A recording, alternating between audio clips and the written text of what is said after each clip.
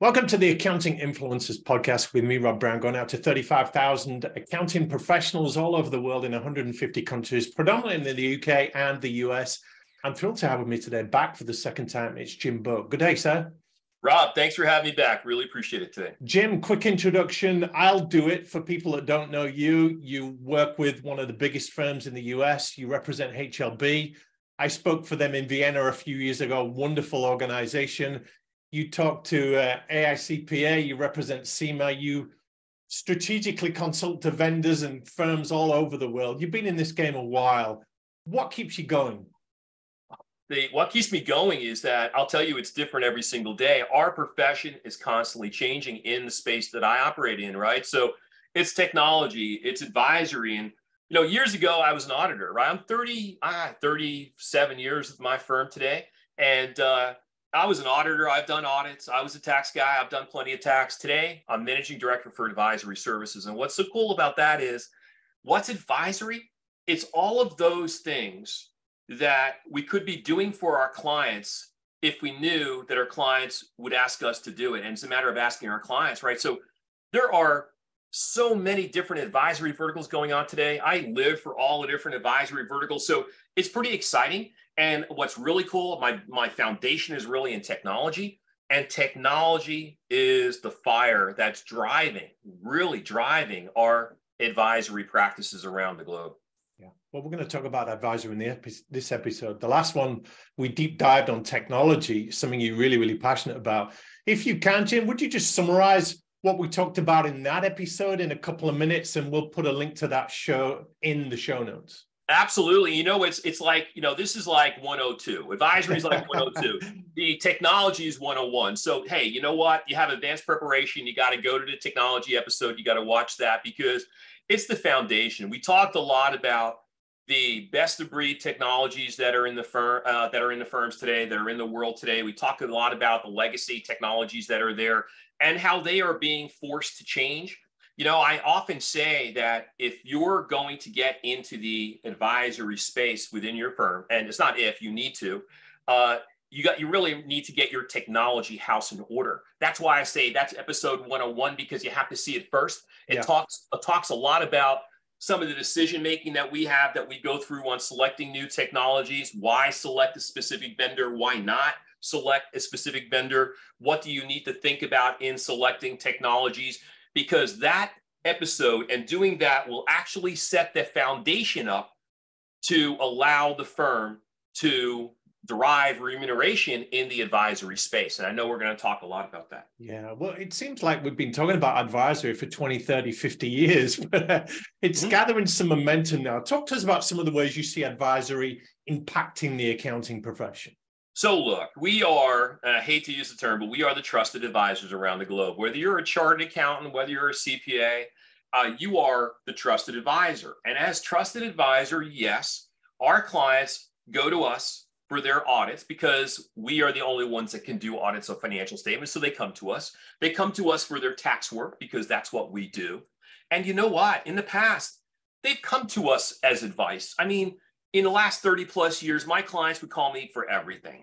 My wife's having a baby, Jim, and I got like, okay, hold on, call your doctor, don't call me. Or, there's so many things they come to us for. So we started scratching our heads here and we said, you know what? Why can't we do that stuff? You know what? So, I'll call one thing out. I'll call cybersecurity out. Cybersecurity to me is low hanging fruit across our profession today. Every single one of our clients need help with cybersecurity. Are they using your firm? If you're a firm in the UK, are they using you guys to do their cybersecurity work? Let's say probably not. If they're not, why not? Why are they not using your firm? You may say, well, we don't have the expertise to be able to offer cybersecurity services. We're a bunch of accountants. We do audit, we do tax, we do things like that.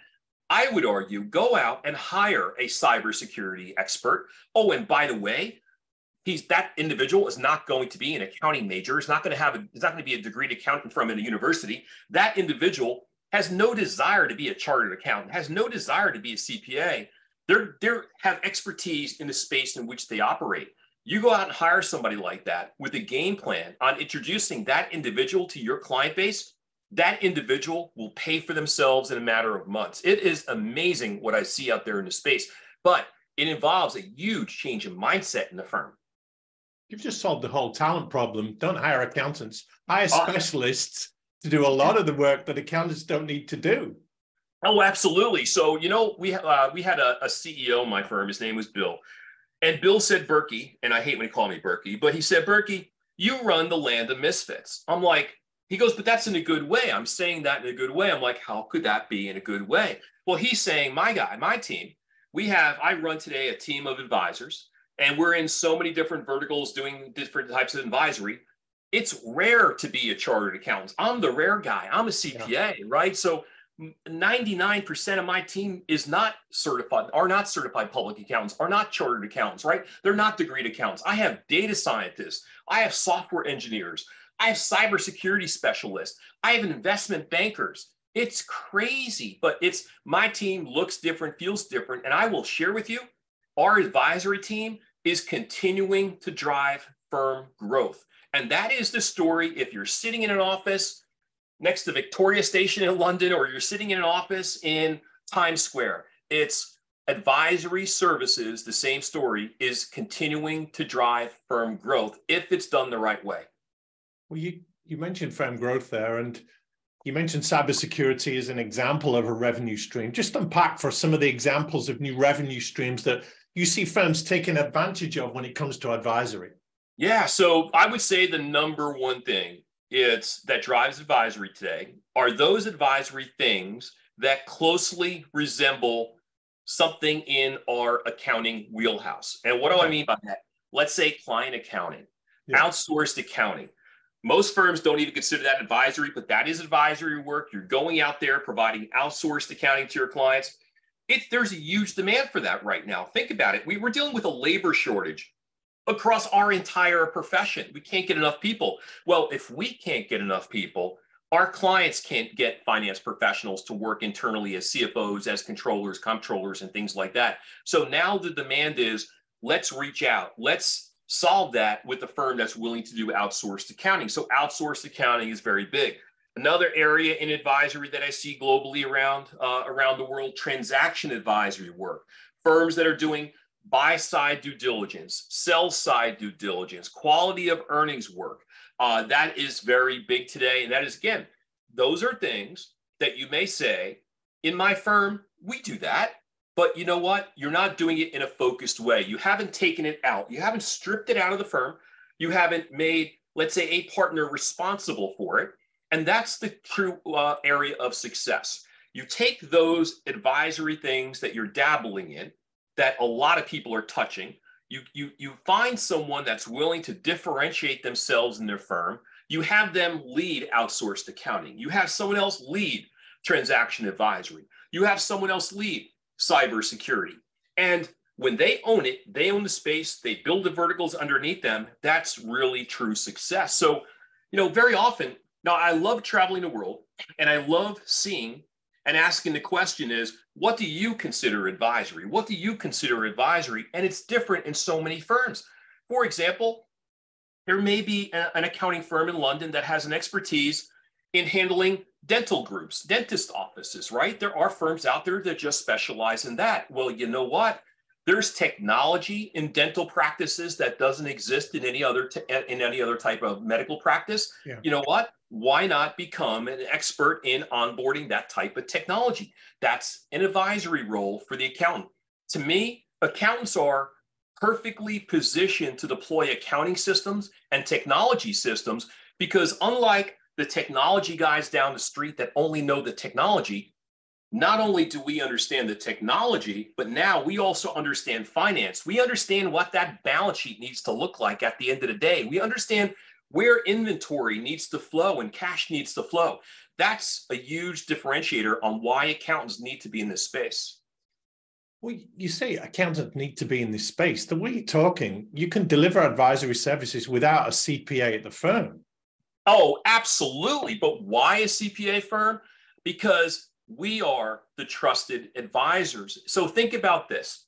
If I have a client that is an audit client, a long-time audit client, a long-time tax client of the firm, and they want to go out and buy cybersecurity services and hire a cybersecurity specialist, do you think they would go down the street to an advisory firm, to a cyber firm, or if they knew that we have the ability to provide cyber services, do you think they'd call me? I would say absolutely yes. Yeah.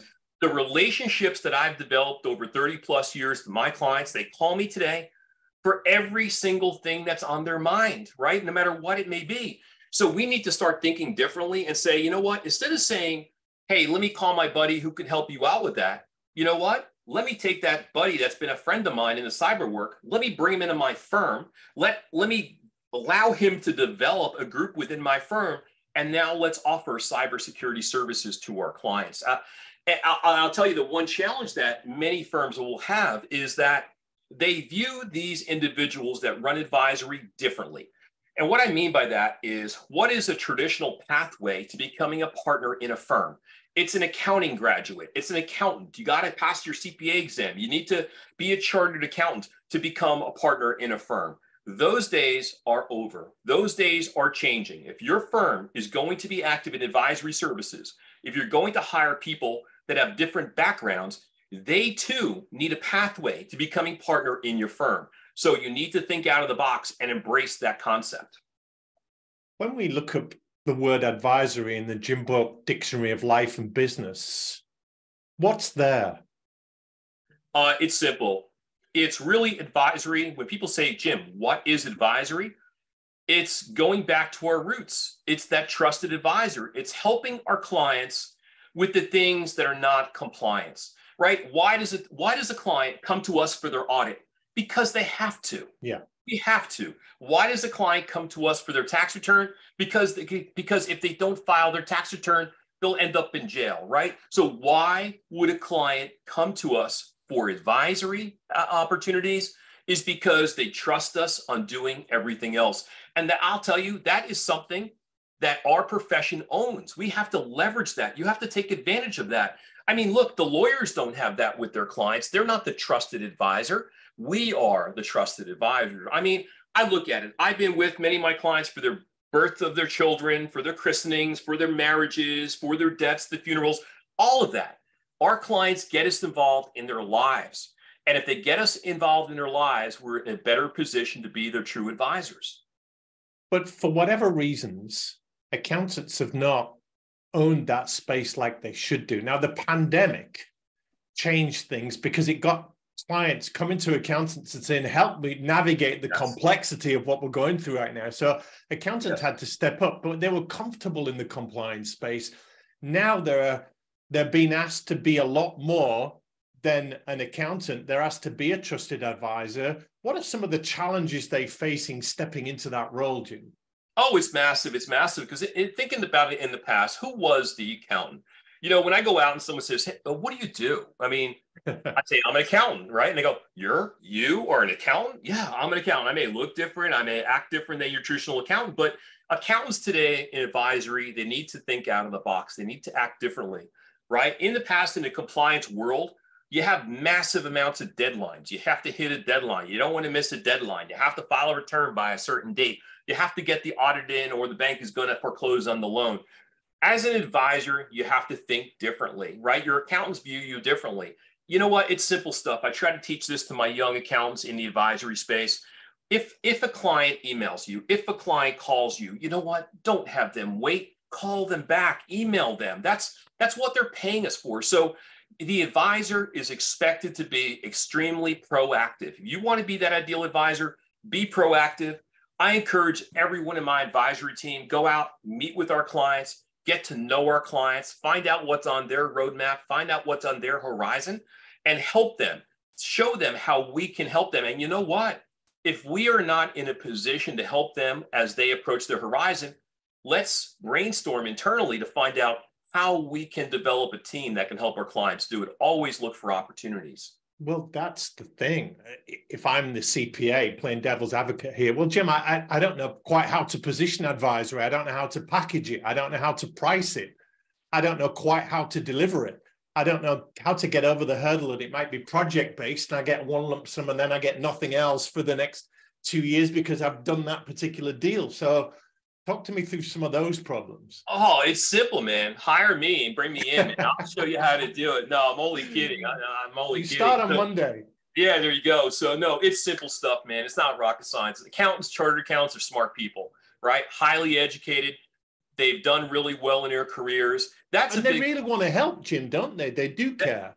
they do care. They do care. But very often what happens is we put our compliance hats on. We think about, we don't think advisory, right? So to be a better advisor, you have to think, what would my client do? What kind of service could I be providing to my client that client would really appreciate?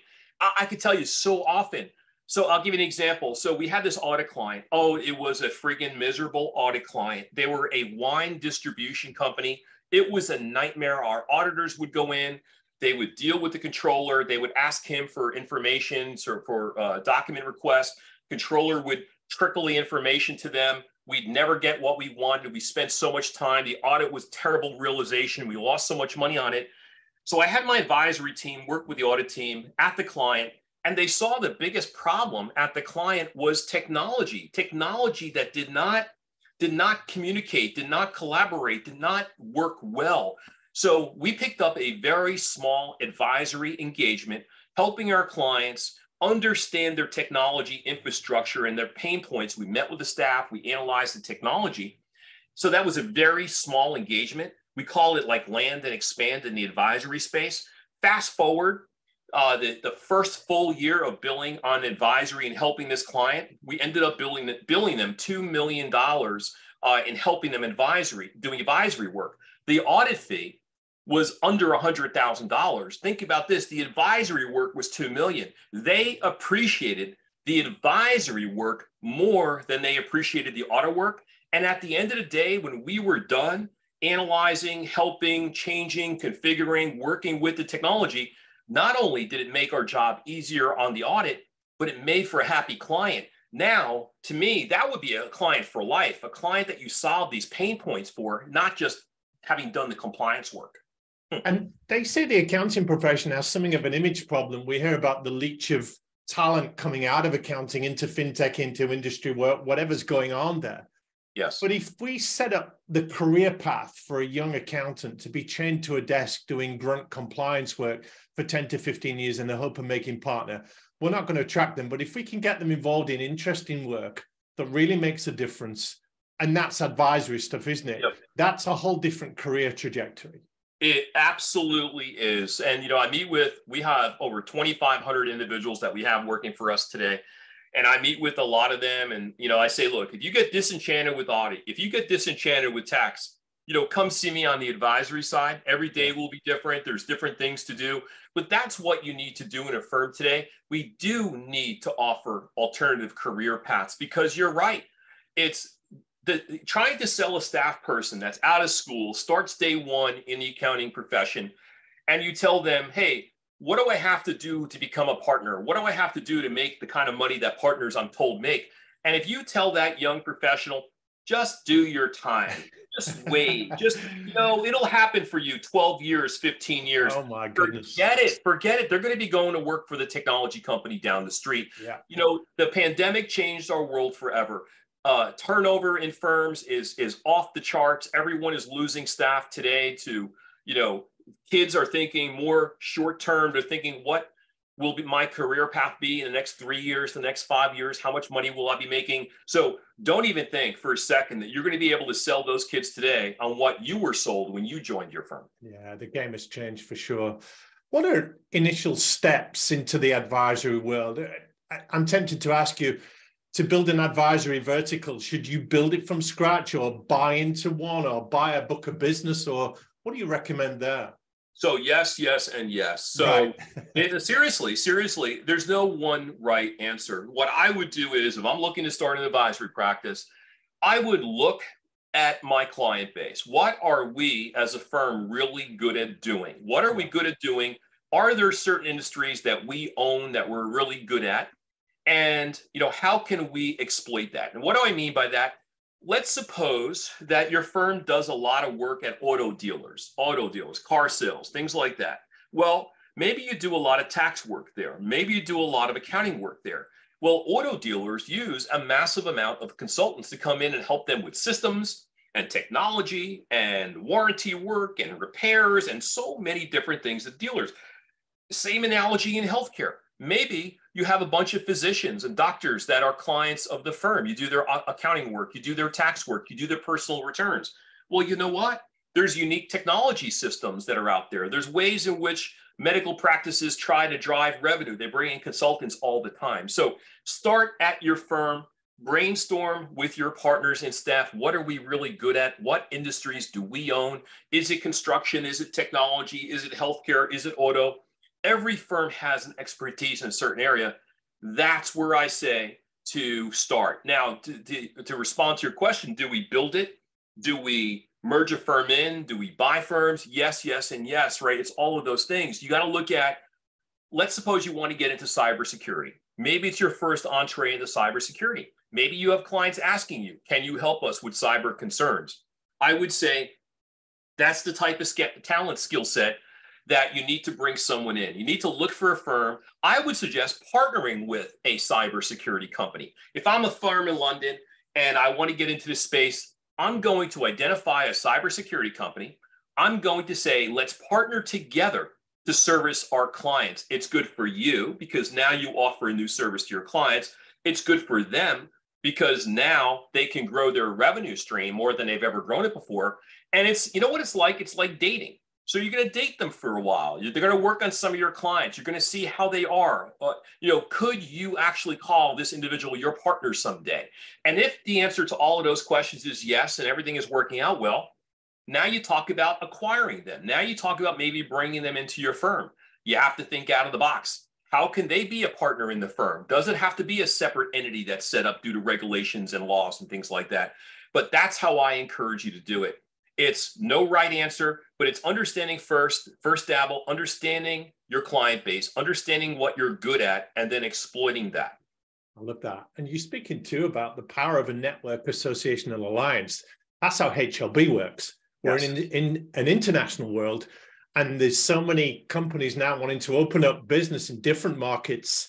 You can tap into that network of connections, trusted advisors in other lands, jurisdictions, communities, cultures, boundaries, and get expertise in a whole range of areas. Oh, absolutely. Yeah, it's taking that international association of firms, whether it's HLB, whether it's a Lineal Global, whether it's any of the Nexia, whether it's any of those, it's taking that concept and saying, you know what, that works for having boots on the ground around the world, helping our clients in the audit and tax space.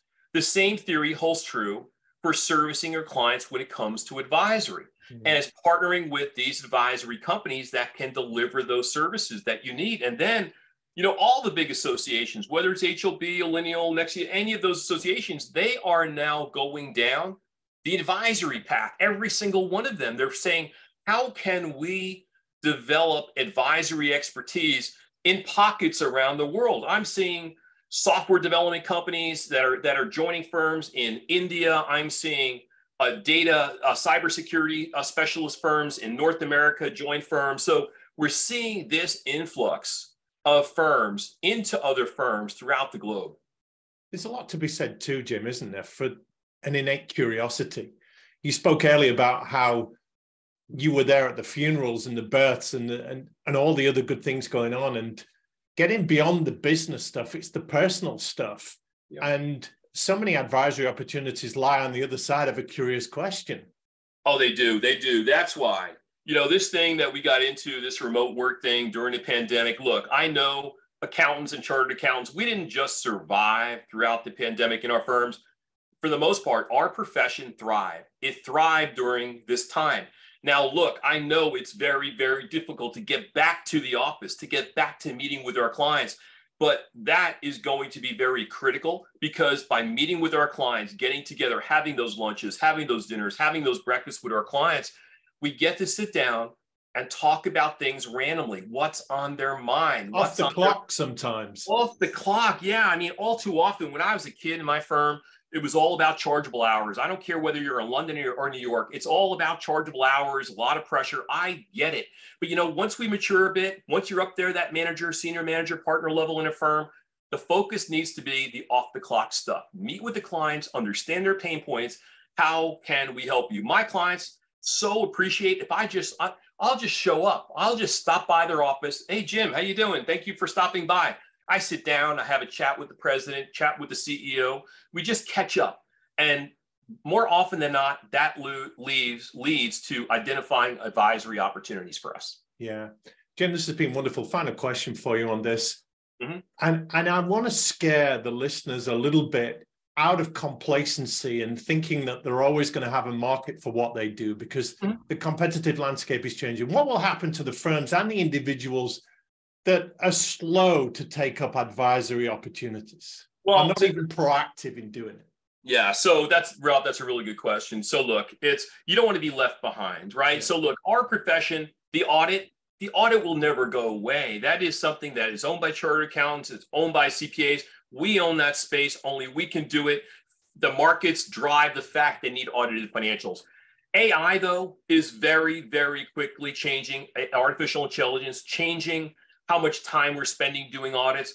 It will rapidly change the tax compliance space. So accountants will need to replace that revenue stream. So I would argue, if you're a partner in a firm today, look, I know partners in firms around the globe, they have a great lifestyle. They drive nice cars, they have nice homes, they have a great lifestyle. They don't have a lot of needs. Well, you know what? If you want that same lifestyle for those partners that come behind you, you need to listen. You need to understand the firm needs to change. Embrace advisory opportunities. It will help to drive revenue growth. One, to replace the revenue that will be lost as a result of AI and intelligence coming in, automating all of those manual tasks. At the same time, advisory has the opportunity to significantly grow your firm revenue. And what I've seen around the globe, advisory today is driving firm growth in those firms that are offering advisory services.